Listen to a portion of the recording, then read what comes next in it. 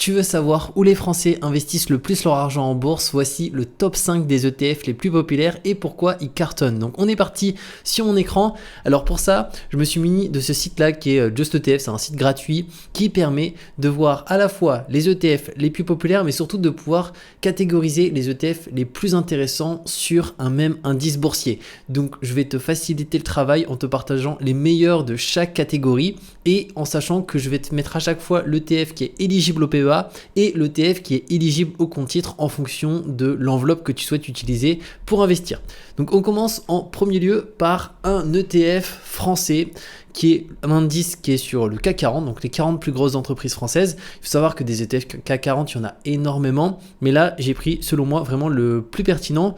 Pourquoi? Parce que cet ETF là, il a les frais les plus faibles, donc on est à 0,25%, il est capitalisant, il a une taille de fonds de 610 millions, donc à quoi ça correspond? Ça signifie que les investisseurs ont mis en totalité au niveau de l'encours 610 millions d'euros, donc c'est une taille de fonds qui est importante. Si on descend un petit peu plus bas et que tu veux voir la performance, si on se met sur 5 ans, c'est un ETF ici qui est capitalisant, donc il va réinvestir les dividendes. À mon sens, c'est toujours plus intéressant et on peut voir que sur 5 ans, il a fait 81,52%.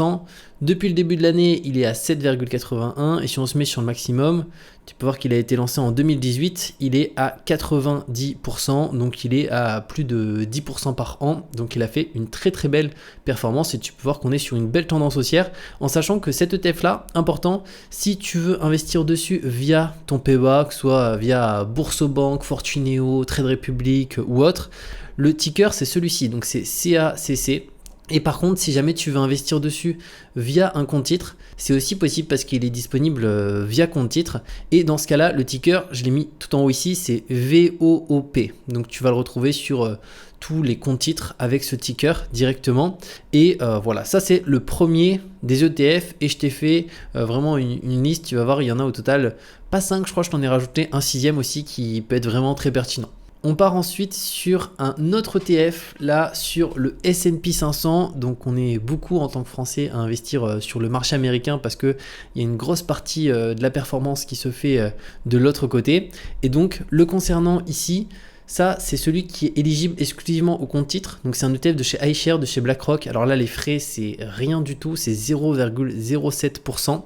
Il est capitalisant, la réplication elle est physique, la taille du fonds, alors là c'est énorme, hein.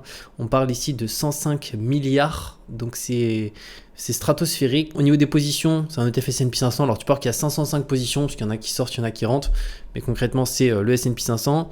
Et là si on regarde la performance, sur un an on est à 13,70, sur 3 ans, on est à plus 40 avec la période de 2022.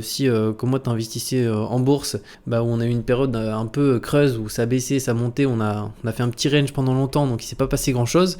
Et par contre, sur 5 ans, on a fait 106% 93 avec une baisse ici. Donc on peut voir à peu près fin février où ça a commencé à baisser. Là, ça a vachement bien repris. On a quasiment retrouvé le niveau le plus haut, en sachant que là c'est un ETF qui est coté en dollars, mais forcément nous quand on l'achète avec nos euros, ou sinon on convertit nos euros en dollars. Donc c'est pour ça qu'en réalité, si tu regardes cet ETF là, nous on a l'impression qu'il est pas remonté tout en haut. Pourquoi? Parce que il est coté ici en dollars. Mais bon, j'en ferai peut-être une vidéo à ce sujet parce que je pense que ça peut être pertinent.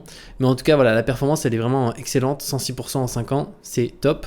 Et si tu veux plus investir dessus via un PEA, donc celui-ci il n'est pas éligible, mais il y en a un qui est éligible et c'est aussi BlackRock qui vient de le lancer. Alors il est très récent, il date du 29 mai 2025, donc tu peux voir qu'il a été lancé juin, juillet, août, donc ça fait même pas 3 mois. Par contre, c'est vraiment à mon sens le meilleur en termes de frais, il est à 0,10%, donc il n'y en a aucun qui est à 0,10%. Il est capitalisant, donc il réinvestit automatiquement les dividendes et la taille du fonds elle est très faible, 9 millions, mais je pense que ça va grossir très très rapidement parce qu'encore une fois il a été lancé il y a à peine 2 mois, fois 2 mois et demi. Donc ça risque de grandir, mais pour l'instant effectivement par rapport à d'autres ETF S&P 500 sur PEA, c'est faible. Mais vu que c'est celui qui a les frais les plus bas, je pense que clairement la majorité des investisseurs vont plus investir sur celui-ci maintenant, surtout que la part est à 5,27 €. Ça signifie qu'on a certains ETF des fois où si on veut acheter une part, la part est à 200 $, 200 €, 200 $. Et sur PEA, on ne peut pas acheter des fractions de parts, tandis que là, si la part elle est à 5 €, bah, tout le monde peut investir 5 €, 50 €, etc. Et si on descend aussi un petit peu plus bas, donc là, depuis le maximum, donc il a été lancé encore une fois très récemment. Donc là, en tout cas, ça va être la même performance que celui-ci juste ici. Et ce qui est vachement bien, c'est qu'en termes de frais, c'est à peine plus que sur un compte titre. Et pourtant, il est éligible celui-ci au PEA. Ensuite, on passe ici aux ETF Monde. Le premier, Amundi PEA Monde. Au niveau des frais, c'est le plus intéressant et de loin, donc on est à 0,20%. Donc il a été lancé aussi récemment en 4 mars 2025. Il faut savoir qu'il y a une guerre un peu qui se crée sur le PEA entre iShares, donc BlackRock, et Amundi pour récupérer des grosses parts de marché. Ils ont lancé notamment en 2025 des ETF avec beaucoup moins de frais parce qu'avant il y avait Amundi, BNP Paribas et Lyxor, mais Lyxor ça appartient aussi à Amundi, donc ils avaient un peu un monopole, ce qui fait qu'en termes de frais, on avait pour l'exemple ici l'ETF d'avant, Amundi, le moins cher c'était le CW8, on peut aller voir d'ailleurs, et il me semble que c'était 0,38, quelque chose comme ça. Alors on va voir si c'est celui-ci, je pense que c'est là. CW8 éligible au PEA et on peut voir que 0,38% de frais. Et en fait, à la suite de cet ETF qui a été lancé il y a très longtemps, il n'y avait pas BlackRock sur la partie PEA. Ils ont lancé BlackRock en 2025, un ETF sur la partie monde à 0,25% de frais. Et on peut voir que ça a très bien marché parce qu'ils ont quand même récupéré beaucoup d'argent à Amundi entre temps parce que forcément il n'y avait qu'eux. Et c'était les moins chers, mais quand même 0,38 c'est très très élevé. Et du coup BlackRock en a lancé un à 0,25 et eux derrière Amundi il y a quelques temps maintenant, 4 mars 2025, ils en ont lancé un à 0,20, encore moins cher. Donc ils ont quasiment divisé par 2 par rapport à celui de 0,38, donc beaucoup plus intéressant. Et là ça va beaucoup plus vite, il est déjà à 127 millions d'encours. Donc à mon avis celui-ci va faire qu'augmenter. Donc en termes de taille de fonds, faut pas trop s'inquiéter, même si la taille du fonds est faible. En fait, c'est quoi le risque? C'est que si la taille du fonds, imaginons, est de 20 millions et qu'elle stagne à 20 millions, c'est possible que l'émetteur se dise ok, on va liquider ce fonds, donc rembourser les investisseurs, voilà, on va leur rembourser, on va liquider l'ETF. Donc ça fait qu'après cet argent, on va l'avoir sur notre compte, on va devoir le réinvestir. Pourquoi? Parce que imaginons s'ils prennent 0,20% sur 20 millions, pour le travail qu'il y a à fournir derrière, c'est pas du tout rentable. En fait, que l'encours, que la taille du fonds soit de 1 milliard, 5 milliards, 100 millions ou 10 millions, le travail nécessite des équipes qui sont souvent quasiment les mêmes, peut-être un petit peu plus importantes si vraiment l'encours est beaucoup plus considérable. Donc ça, c'est le risque, mais ici, c'est des ETF, vu que c'est les frais les plus faibles et qui viennent d'être lancés, c'est normal que les tailles de fonds sont plus basses, mais elles augmentent déjà très très bien, on est déjà à 127 millions. Et pour le iShare ici qui est à 9 millions, pareil, il a été lancé il y a 2 mois, donc 9 millions en 2 mois, c'est quand même déjà pas mal. C'est plusieurs centaines et centaines de milliers d'euros par semaine. Ensuite, on part directement sur un autre ETF là qui est sur compte titre. Alors juste, il y a une petite erreur sur le site de JustETF. Alors il n'est pas à 0,6%, il est à 0,10%. Mais du coup, c'est quand même extrêmement faible. C'est 2 fois plus bas que sur un PEA où les ETF mondes sont à 0,20.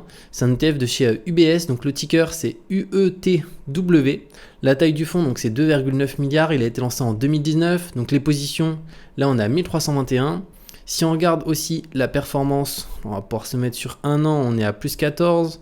Sur 3 ans, on est à 37. Et sur 5 ans, on est à 91. Donc une très très belle performance. C'est à peu près similaire à ce que fait le S&P 500. Le S&P 500 est certainement un petit peu au-dessus. Voilà, 106%. Et versus là à peu près 91. Par contre, ce qu'il faut prendre en considération, c'est que celui-ci va avoir une exposition à d'autres pays, une partie Europe, une partie qui ne sera pas intégrée dans le S&P 500, même si les boîtes du S&P 500 sont des multinationales qui, pour le coup, ont leurs clients, pas qu'aux États-Unis, mais de partout. C'est juste une question de siège social, mais voilà, les boîtes américaines, au final, sont implantées vraiment dans les 4 coins du monde. Ensuite, on va avoir celui-ci, donc là on part sur le stock 600, donc ce sont les 600 plus grosses entreprises européennes. Donc celui-ci il est éligible au PEA, donc là on part chez BNP Paribas, donc le ticker c'est ETZ, donc il a des frais de 0,18%, une taille de fonds de quasiment proche du milliard, donc c'est quand même assez important. Il a été lancé en septembre 2013 et si on descend celui-ci sur 5 ans, qu'est-ce que ça a donné? Plus 68,52%. Donc ça a moins performé, comme on peut le voir, le stock 600, donc les 600 plus grosses capitalisations européennes, qu'un CAC 40 qui, sur 5 ans, est à 81,52%. Donc les boîtes françaises ont surperformé le stock 600 qui intègre les 40 boîtes françaises, mais aussi d'autres boîtes européennes, et même plus que 40 boîtes françaises, parce que c'est par capitalisation. Maintenant, si on part sur le stock 600 autre pour compte titre, là c'est chez Amundi, il est aussi à peu près plus de 2 fois moins cher, il est à 0,07.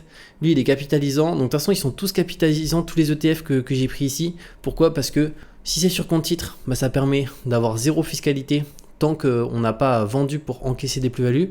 Donc ça permet vraiment de faire fructifier son capital. Et aussi quelque chose qui se fait beaucoup, que je peux partager, c'est que certaines personnes qui ont un très gros patrimoine, notamment sur compte titre, souvent ils vont liquider un jour leur position, mais souvent c'est dans 20 ans, dans 30 ans, donc avec des plus-values monstrueuses. Et souvent ils vont changer de pays en fait pendant quelques années, changer de résidence fiscale et aller dans des pays où en fait il n'y a pas du tout d'impôt sur les produits financiers. Et il y en a énormément. Personnellement, le pays où je suis, moi c'était pas pour faire ça parce que j'ai pas un patrimoine en bourse avec des plus-values énormes, mais le pays où je suis, l'île Maurice, je sais et je connais beaucoup de personnes qui sont venues ici avec des gros patrimoines en bourse ou en crypto. Devenir résident, c'est pas juste venir en voyage et vendre, ils deviennent résidents, ils doivent changer de logement, faire les papiers, etc. Mais du coup, ça fait qu'ils n'ont pas de fiscalité. Ou du moins ils ont une fiscalité à Maurice mais qui est à 0% sur les produits financiers. Donc quand ils déclarent, ils déclarent le montant de plus-value mais c'est 0. Et c'est le cas pour énormément de pays. Et donc ça c'est quelque chose aussi à prendre en considération pour certains profils qui se disent oui mais du coup si un jour je veux revendre je vais payer 30%. Non, si on change de résidence fiscale, de pays et qu'on liquide, on paye au niveau de son pays de résidence fiscale. Donc là ça peut être 15, ça peut être 40 aussi, donc faut faire attention là où on va. Et voilà, c'est un élément que je voulais partager, peut-être que certaines personnes, ça peut les intéresser. Donc cet ETF BNP Paribas, voilà, lui il est éligible au PEA, 0,18 on l'a vu, face à celui-ci 0,7. Taille du fonds très important, donc là on est à 12 milliards, lancé en 2013. Et au niveau de la performance, si on regarde par rapport à celui du PEA, donc on est à 69,75. Normalement ça devrait être pareil.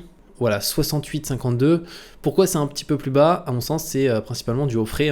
Je pense qu'ici, parce que j'imagine qu'au niveau de la performance, ils déduisent les frais de gestion. Je pense en tout cas qu'ils déduisent les frais de gestion, ce qui fait que c'est normal qu'on ait une performance un petit peu plus faible. Et on finit par un ETF bonus, qui est un ETF sur le gold. Alors, il n'est pas du tout éligible au PEA, mais ça peut être intéressant au sein d'un portefeuille d'avoir aussi un petit peu d'or, même si actuellement il a déjà énormément monté, donc acheter de l'or maintenant c'est acheter de l'or très très cher, mais d'un autre côté si on a un horizon 20-30 ans, pourquoi pas. Donc là c'est un ETF de chez BlackRock, donc c'est le iShares Physical Gold ETC. Alors c'est pas un ETF, voilà, c'est un ETC. Donc ETF c'est Exchange Traded Fund et là ETC c'est Exchange Traded Commodities. Donc 0,12%, donc c'est très faible. Pareil, il verse pas de dividendes parce que c'est pas une action d'entreprise, c'est un ETC, donc là tout est accumulatif. C'est de la réplication physique, lancé en 2011 et la performance c'est assez incroyable. Sur 5 ans l'or a fait 73%. Par contre faut pas se dire que ça c'est une performance habituelle sur l'or, parce qu'il y a des grosses périodes. Si on prend l'exemple ici, il y a une personne de 2011 à peu près 2020, donc pendant 2019, pendant 9-8 ans, l'or a stagné. Par contre, là, il y a eu une explosion massive au cours des 3 dernières années avec du 65%. Donc souvent, c'est pas conseillé de mettre tout son argent sur l'or, mais ça peut être une petite partie qui est exposée. Mais jamais mettre 40% de son patrimoine en or. Ça peut être quelque chose qui n'est pas forcément pertinent, même si sur les 3 dernières années, c'est quelque chose qui a bien marché. Mais par contre, l'or a tendance à sous-performer sur le très long terme. Vraiment les actifs comme du S&P 500, un ETF World, même un ETF CAC 40, sur vraiment une très très longue période, ça va vraiment sous-performer de manière générale. Donc voilà par rapport à ce top 5, ou même on a vu après 6 qui sont les ETF sur lesquels investissent le plus les Français en termes d'encours sur gestion en totalité, parce que là j'ai présenté ceux avec vraiment les frais les plus faibles qui vont être capitalisants pour éviter aussi la partie fiscalité sur PEA, sur compte titre, mais il y en a certains qui ont des encours plus importants. mais qui pour le coup sont moins intéressants parce que maintenant en termes de frais ils sont un peu moins intéressants, comme un CW8 qui a un énorme encours, mais il est moins pertinent parce qu'il coûte 2 fois plus cher que les nouveaux qui sont sortis récemment. D'ailleurs par rapport à ça, si vous souhaitez investir sur n'importe quel de ces ETF, pour partager rapidement, je me remets sur mon écran. Donc là pour l'exemple on est sur mon portefeuille, mais ça peut être sur n'importe quel compte titre, et voilà, ça peut être voilà, Bourse Direct, Boursobank, Fortuneo. Donc moi j'utilise Trade Republic. D'ailleurs, si tu souhaites investir via Trade Republic sur n'importe quel de ces ETF, ils sont tous disponibles parce que j'ai bien vérifié avant que tout était disponible. Et pour ça, pour les trouver, tu peux directement en fait le rechercher. Donc je vais essayer de te montrer. Donc là, on va se mettre sur rechercher. Et après, il suffit juste d'indiquer le ticker. Donc le ticker, là imaginons c'est SPEA. Donc ça c'est un des tickers qu'on a vu ensemble. Ensuite, tu l'as juste là. Donc tu peux cliquer dessus. Et là, après, tu peux investir directement, simplement sur n'importe quel de ces ETF. Et surtout, si tu investis via Trade Republic, je te conseille d'investir via les plans d'investissement pour pas avoir de frais à l'achat. Moi, c'est ce que je fais. Donc, avec 600 € par mois d'investissement, il n'y a pas de frais, mais c'est parce que c'est des plans d'investissement qui se font automatiquement chaque semaine là-dessus. Donc, je te mettrai un lien à cette vidéo si tu souhaites directement utiliser Trade Republic et ouvrir ton compte gratuitement. Et on se retrouve très bientôt pour de nouvelles vidéos.